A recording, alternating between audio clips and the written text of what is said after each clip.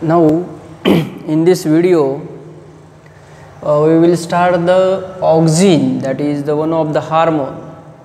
Before going to that, in previous video we have seen the definition of growth hormone. There are main types of the growth hormones, that is the promoter and inhibitors, and discovery of the hormones. There are a number of scientists who contribute to the found out the growth hormone.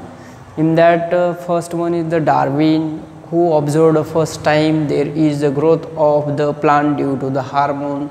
Then another scientist, that is a Bunsen and Jensen scientist, then Paul scientist, and the one of the important scientists, that is a Wendt scientist, who observed and isolated the first hormone that we called the auxin. And the definition of the hormone, that is the organic substances that showing the physiologically effect internally for the growth purpose, and the site of production is different and the effect of there is the different. Their production is a very minute quantity, but their effect is very large. Then that hormones are transported through the phloem parenchyma tissue. That is about the hormone. In the previous lecture we have seen. Now in this lecture we will see about the auxin. Auxin, that is the auxin. Auxin means what? To grow. To grow. We called to grow.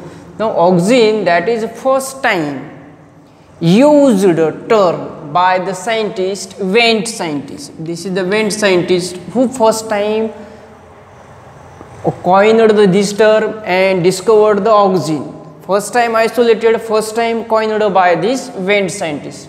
After that, Kogel and Smith, these two scientists, they isolated auxin from the urine of human persons. Those persons suffering from the one of the disease that we call the pellagra.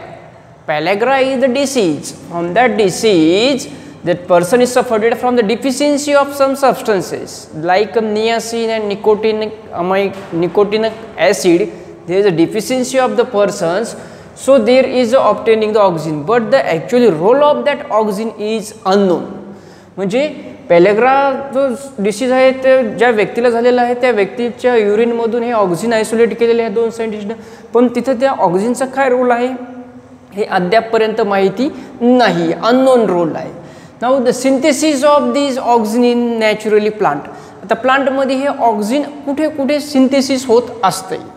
Now in the growing tip of root, consider this is the tip and this is the growing point. This is the growing point. जे टोक जे असते कशाचं, रूटचं. There is the synthesis of auxin. First thing. Second, growing tip of stem. Suppose this is the stem and this is the tip, ज्याला की आपण झाडाचा शेंडा म्हणतो, तर तिथं एक काय होत असतं तर ऑक्सिजन सिंथेसिस होत असतं. कुठं कुठं सांगितलं आहे? Tip of root. This is the tip of root. This is the tip of root and this is the tip of stem. Tip of stem. Synthesis of oxygen. टीपला एक तयार होते आणि रूटच्या टीपला एक तयार होत असते. और meristematic region of plants. Now meristematic region means what? The region where is the meristematic cells are produces. मग आता प्लांटमध्ये काही असे रिजन्स आहेत की जिथे मेरिस्टेमॅटिक सेल्स तयार होत असतात. जसे की हे दोन रिजन तर आहेतच, तुम्हाला माहीत झाले की स्टेम इथे मेरिस्टेमॅटिक सेल असणार आहेत, तेव्हाच ते ऑक्सिजन तयार व्हायला लागले. इथे मेरिस्टेमॅटिक सेल्स आहेत, त्यामुळेच ते ऑक्सिजन तयार होत आहे. तसंच त्याच्या व्यतिरिक्त काही रिजन्स आहेत, जसं की आपण लीफमध्ये कन्सिडर करू शकतो की लीफ आहे, लीफचं जे टीप आहे त्या टीपमध्ये सुद्धा काय असतात तर मेरिस्टेमॅटिक सेल्स असतात. म्हणजे इथं सुद्धा ऑक्सिजनचं फॉर्मेशन होत असते. That is the synthesis. मग सिंथेसिस कुठं कुठं? Tip of root, tip of stem, meristematic region of the plants. There is the synthesis and they can transport to other parts. म्हणजे इथं तयार झालेलं ऑक्सिजन इकडे ट्रान्सपोर्ट होऊ शकते. स्टेममध्ये तयार झालेलं ऑक्सिजन हे रूटकडे ट्रान्समिट होऊ शकते किंवा ते ब्रँचेसमध्ये ट्रान्सपोर्ट होऊ शकते. Means they can transmit up and down. That transport is called the polar transport, or that we call the basipetal transport in stem. Basipetal म्हणजे काय की स्टेमपासून रूटकडे ट्रान्सपोर्ट व्हायला लागलं आहे डाऊन साईडनं आणि रूटकडून स्टेमकडे टिपकडे ट्रान्सपोर्ट व्हायला up side, up and down साईडनं ट्रान्सपोर्ट व्हायला लागलं आहे काय oxygen. So such a transport is called the polar transport, or that we call the basipetal, means in both direction, down direction also and up direction also. So that transport is called the basipetal transport in stem. That is about the auxins introduction. Now that auxins, they are found in the two types. Some are natural auxin and some are synthetic auxin. Some are natural auxin and some are the synthetic auxin. Now natural auxin, that is the one of the important, that is we call the IAA. IAA is the natural auxin. There is the indole 3 acetic acid. Indole 3 acetic acid means this auxin is obtained from the what, that indole containing compound. Indole containing compound. This is the one of the important natural auxin. Now about this, it is the most common. Then important natural auxin, first hormone discovered in the plants. This hormone is obtained from the tryptophan amino acid. It is a tryptophan. It is a tryptophan. It is one of the amino acid that acts as a precursor. Precursor म्हणजे काय आहे की हा first molecule आहे कोणता amino acid, कोणता tryptophan. कशासाठी? हे IAA तयार करण्यासाठी. इंडोल 3 ॲसिटिक ॲसिडचं प्रिकर्सर मॉलिक्यूल कोणता आहे असा परीक्षेत जर विचारलं तर ते अमायनो ॲसिडचं नाव लिहिणं अपेक्षित असते. Then what is the role of this IAA? That primary, it is responsible for the cell elongation.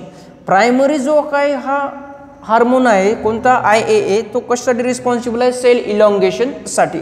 This is the short point about the IAA. म्हणजे तुम्हाला परीक्षेत विचारले जाऊ शकते ना की which is the first hormone discovered regarding to the plants. Remember that IAA. Then which is the precursor for the indole 3 acetic acid, that is a tryptophan. Which is the, what is the role of the IAA? It is a primarily responsible for the elongation, which is the most common and naturally occurring plant hormone, that is which one? IAA. Like that way, there is also the synthetic auxin, that is the made up, man-made or artificially made up. Synthetic auxin म्हणजे काय तर ते artificially तयार झालेले असतात, artificially तयार केलेले असतात. तर ते कोणते आहेत तर चार प्रकारचे आहेत. कोणते आहेत? IBA, indole 3 acetic acid. हे फुल फॉर्म तुम्हाला माहिती असणे गरजेचे आहेत, परीक्षेमध्ये विचारले जाऊ शकतात. NAA, naphthalene acetic acid. 2,4-D, two four dichlorophenoxy acetic acid. 2,4,5-T, ते T आहे sorry, 2,4,5-T, two four five trichlorophenoxy acetic acid.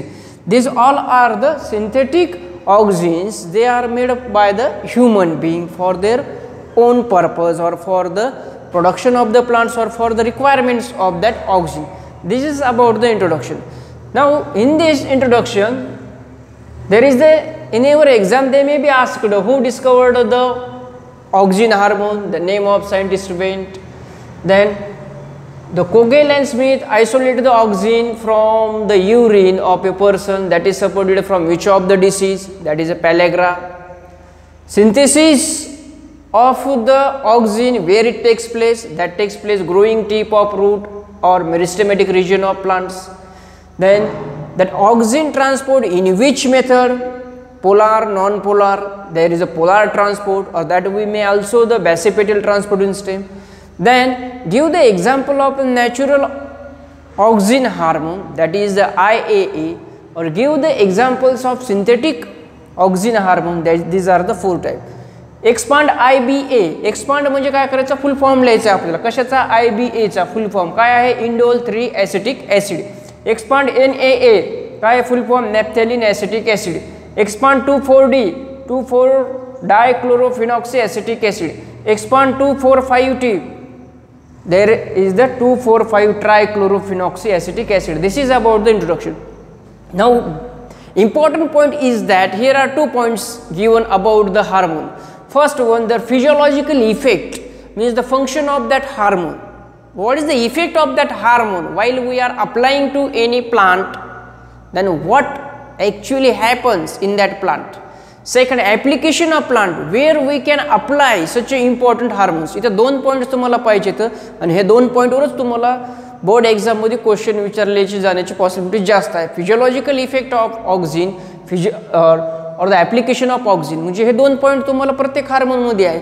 जिबर्लिनचा आहे फिजिओलॉजिकल इफेक्ट, जिबर्लिनचे ॲप्लिकेशन्स आहेत, सायटोकायनिनचं आहे, त्याच्यानंतर इथिलिनचं आहे, ॲब्सिसिक ॲसिडचं आहे. प्रत्येक हार्मोनचे हे 2च पॉईंट्स तुम्हाला महत्त्वाचे आहेत, फिजिओलॉजिकल इफेक्ट आणि ॲप्लिकेशन. मग फिजिओलॉजिकल इफेक्ट म्हणजे नेमके कोणते इफेक्ट्स असतात?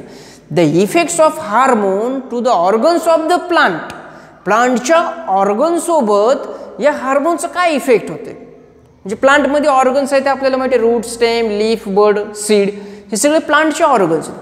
मग हे जे पार्ट्स आहेत या पार्टमध्ये जे काही ऑर्गन्स आहेत, टिश्यूज आहेत, त्या टिश्यूजसोबत इंटरॅक्शन व्हायला लागले. कोणाचं? या हार्मोनचं. मग जेव्हा त्यांच्यासोबत इंटरॅक्शन होतं तेव्हा त्या ऑर्गन्समध्ये काय चेंजेस होत असतात, तेव्हा त्या सेलमध्ये काय चेंजेस होतात, that is the physiological effect. Now here the 7 physiological effect. Now first, the primary physiological effect of the auxin that is important to promote the cell division and cell enlargement, to divide the cell rapidly and continually. सेलचं division rapidly घडून आणायचं प्लांटमध्ये, continue घडून आणायचं आणि सेलची enlargement करायची. That is the first primary effect of the auxin. Then second, it shows the apical dominancy. Apical dominancy is a very important concept. Apical dominancy means apical bud that is dominant to the lateral bud. They prevent the growth of the lateral bud. Lateral bud ची growth जी आहे ती काय होत असते?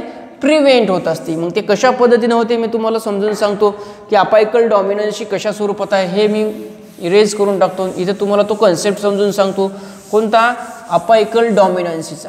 Generally आपल्याला माहिती आहे apical बड कुठं प्रेझेंट असतं? At the tip of shoot और at the tip of stem. एकदम काय असतं की झाडाचा जो काही शेंडा असतो तिथं काय असतं की अपायकल बड असतं. सपोज आपण काय सांगितलं होतं की इथून इथपर्यंतचं पार्ट जे आहे इथं एक बड आहे, अपायकल डॉमिनन्सी म्हणून. मग हा अपायकल पार्ट झाला. Now this prevent the lateral growth of the बड.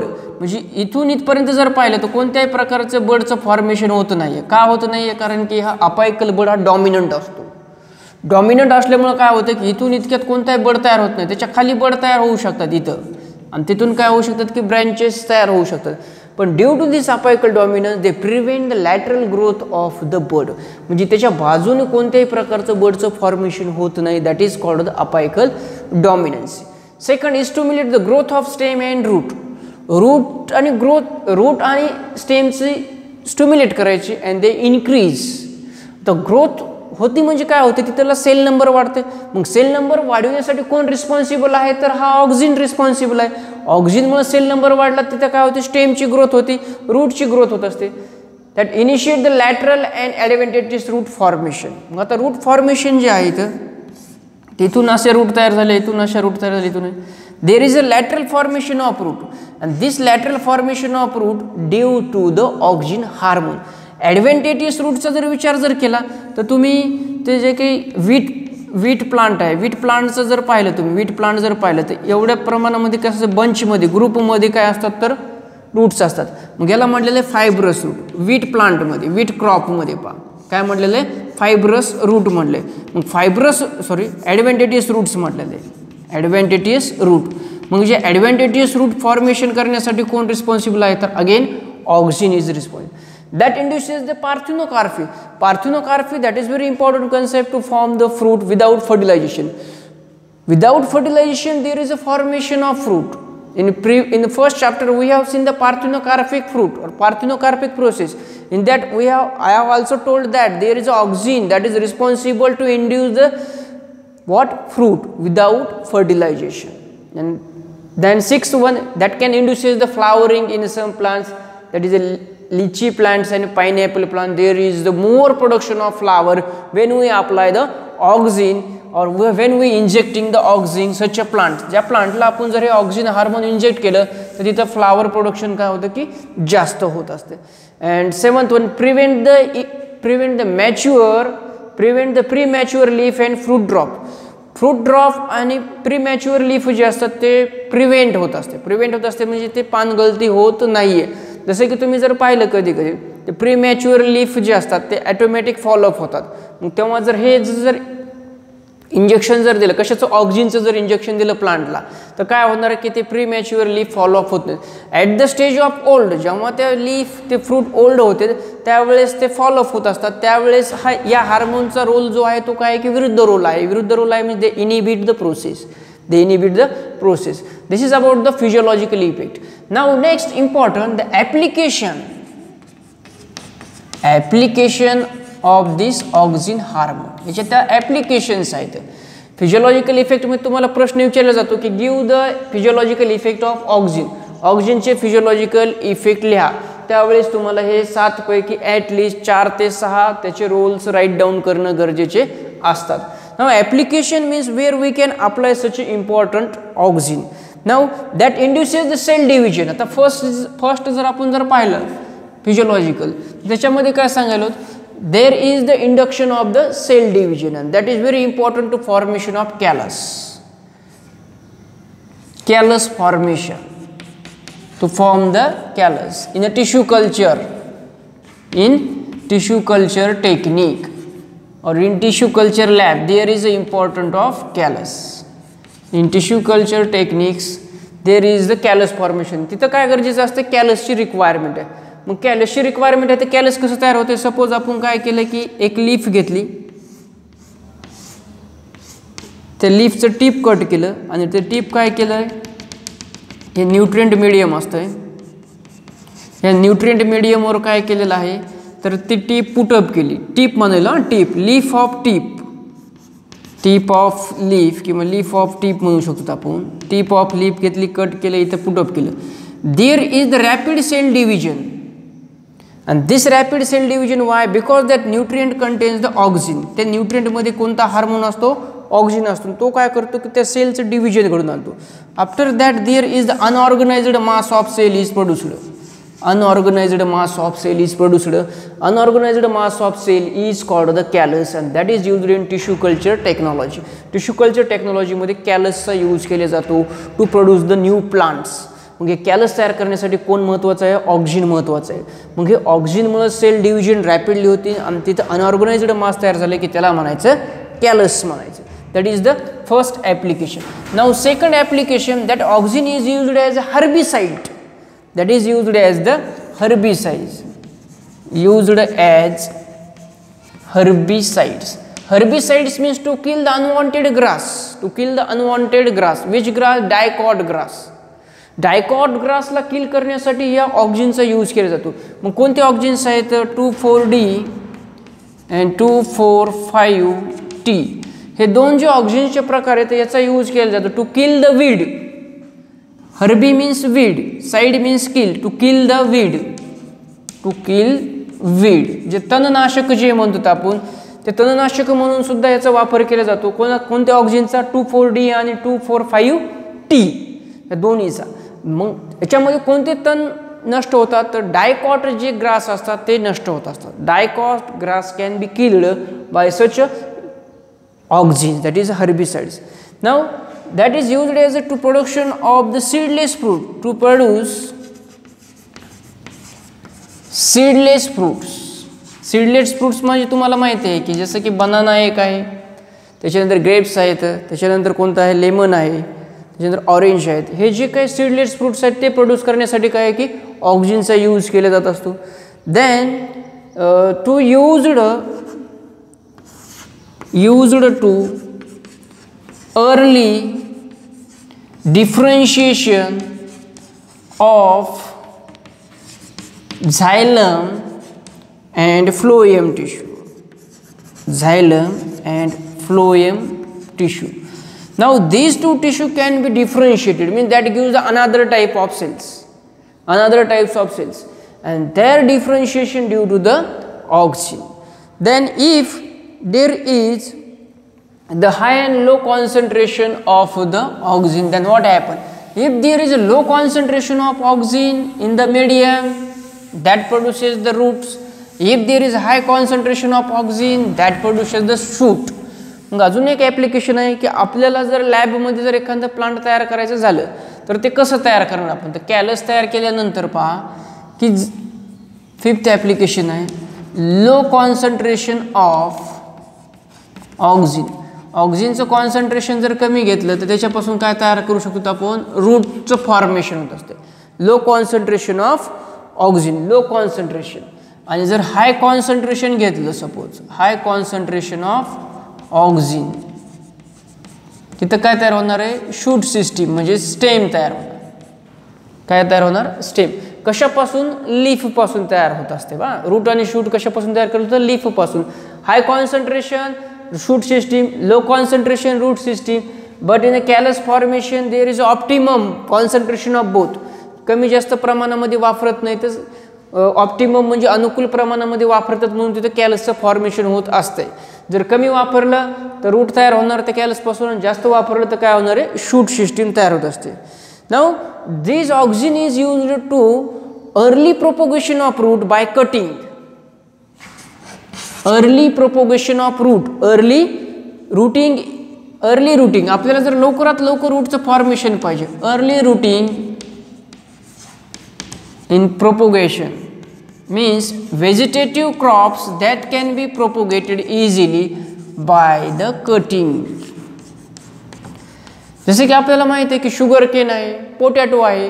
तर पोटॅटो काय स्टेम आहे, मग ते जे स्टेम आहे ते जर आपण ऑक्सिनमध्ये डीप केलं आणि त्याच्यानंतर जर लागवड केली तर त्याला रूट फॉर्मेशन लवकर होतात, म्हणजे रूटचं फॉर्मेशन लवकर येत असते.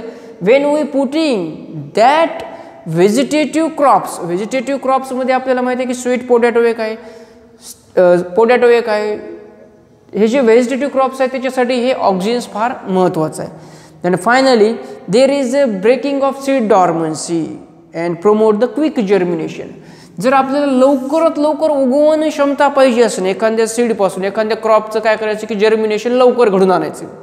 मग त्यावेळेस काय करायचं की जे सीड्स असतात त्या सीड काय करायच्या, त्या ऑक्सिनच्या सोल्युशनमध्ये डीप करायच्या आणि त्या सीड्स त्याच्यानंतर काय करायचं की शेतामध्ये लावायच्या, जेणेकरून की जर्मिनेशन हे लवकर होत असते त्या सीडपासून.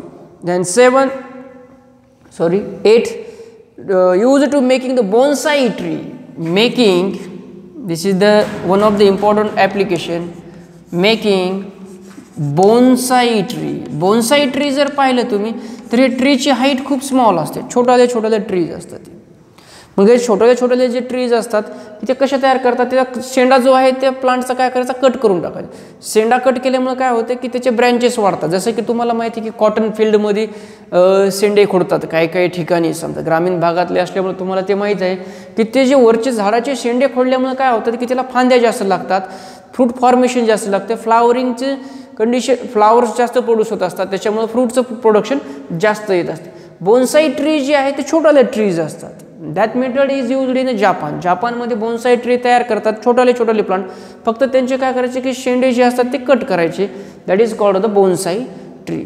नाउ दिस कटिंग और this apical dominance is very important in that application. त्याच्यामध्ये की आपण सांगितले की आपल्याकडे ही मेथड वापरतात बऱ्याच ठिकाणी की जे क्रॉप आहे, क्रॉपचे वरचे जे शेंडे आहेत ते कट करायचे. आणि कॉटन फील्डमध्ये सगळ्यात जास्त वापरले जात असतात की अपायकल डॉमिनन्सी प्रिव्हेंट करावी लागते. नुसतं झाडच उंच होऊन काही फायदा नाही, नुसतं कॉटनची जी हाईट आहे ती वाढायला लागली पण त्याला फांद्याच नाही तर किंवा त्याला फ्लावरचं प्रमाण कमी आहे, तर त्यावेळेस काय केलं जात असते की ते जे काही शेंडे जे असतात झाडाचे ते तोडले जात असतात, रिमूव्ह केले जात असतात. आणि त्याच्यामुळे काय होतं की तिथे ब्रँचेस जास्त लागतात. ही आपल्याकडे यूज करणारी एक मेथड आहे. त्याचं कारण असं असतं की अपायकल डॉमिनन्सीमध्ये ऑक्सिन हा हार्मोन तयार होतो, त्याच्यामुळे खाली कोणत्याही प्रकारचं बड तयार होत नाही, कोणत्याही प्रकारच्या फांद्या तयार व्हायला प्रिव्हेंट होतात. जर आपण तो शेंडाच कट केला तर ऑक्सिनचं फॉर्मेशन होणार नाही. ऑक्सिनचं फॉर्मेशन झालं नाही तर नंबर ऑफ बर्ड तयार होणार, आणि नंबर ऑफ बर्डपासून नंबर ऑफ ब्रँचेस तयार होणार, आणि नंबर ऑफ ब्रँचेसवर नंबर ऑफ फ्लावर्स तयार होणार. This is about the application. About the flowering आता एक कन्सेप्ट सांगितला होता तिथं की फ्लावर्स प्रोड्यूस होतात. जसं की पायनॅपलमध्ये more flower, if there is a more flower there is a more fruit formation. म्हणजे हे जे ॲप्लिकेशन्स आहेत हे ॲग्रिकल्चर फील्डमध्ये ह्याचा यूज होत आहे सध्याच्या कंडिशनमध्ये. हे आपल्याला माहिती पाहिजे की नॅचरली तर प्लांट्समध्ये हे ऑक्सिजन हार्मोन तर आहेच आहे, पण आर्टिफिशियली बी काही असे हार्मोन्स आहेत की ज्याचा यूज आपण डे लाईफमध्ये ॲग्रिकल्चर फील्डमध्ये करत असतो. This is about the auxin. Remember the physiological effect of that auxin and the application of oxygen. On that basis there are asking the two types of question, give the applications of oxygen and give the physiological effect of oxygen. Both are different. application मध्ये actually ते कुठं use करतात काय की ते hormones कुठं वापरले जातात आणि ते हार्मोन्स वापरण्याचे कारण काय असतात तर त्याचा काहीतरी बेनिफिट होत असतो, त्या क्रॉपला बेनिफिट होत असतो, त्या प्लांटला बेनिफिट होत असतो म्हणून त्याचा यूज केला जात असतो. That is about the auxin. Now next hormone, that is a gibberellin hormone. That is also one of the growth promoter hormone.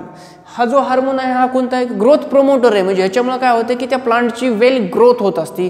Well growth झाल्यामुळे वेल फ्लावरिंग कंडिशन तयार होते आणि वेल फ्रूट फॉर्मेशन होत असते.